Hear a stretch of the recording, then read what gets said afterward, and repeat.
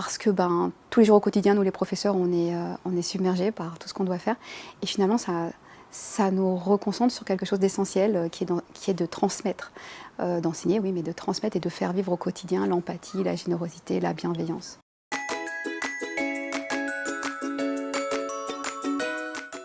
Je pense que c'est essentiel d'enseigner la générosité. Il y a différentes, je pense, formes, façons d'enseigner. D'une part, par exemple avec l'école de la philanthropie qui nous propose des situations d'enseignement, mais également aussi des situations que l'on vit au quotidien avec les élèves, telles que les séances de sport, de voir avec eux comment un même jeu peut être totalement transformé dès qu'il y a de l'entraide, est-ce qu'ils ont fait la passe à tout le monde, est-ce qu'on a pensé à délivrer, par exemple, lors de la balle aux prisonniers.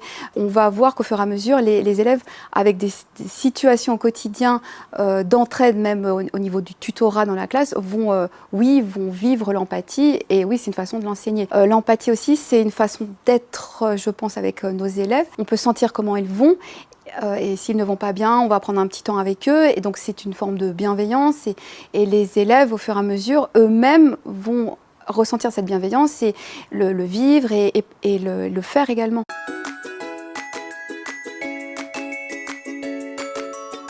Ils ont créé des petits spectacles, des poésies chantées, slamées, certains c'était des scénettes plutôt drôles. Ils souhaitaient présenter cela et ils ont choisi d'aller dans un hôpital pour enfants. Et cette année, ils m'ont demandé spontanément, est-ce qu'on peut reprendre le projet? Donc on va voir si ce sera auprès de personnes âgées ou auprès d'enfants à nouveau dans un hôpital. Et c'est vrai que c'est une expérience de vie qui n'est pas forcément facile, car qui dit empathie dit forcément aussi un partage de souffrance, et donc on apprend aussi de cette expérience-là.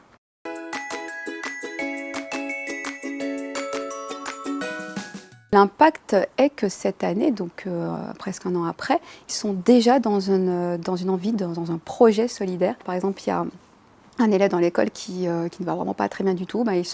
Ils sont là à vouloir l'accueillir en classe, à lui proposer des situations pour qu'il s'en sorte, pour qu'il réussisse mieux. Je suis assez impressionnée de leur capacité à penser aux autres, à vouloir s'occuper des autres et à trouver en plus des mots pour qu'ils se sentent bien. Donc on a vraiment un travail sur l'empathie important. J'ai l'impression qu'ils ont de moins en moins peur des autres et de ceux qui ont vraiment une altérité, une différence marquée.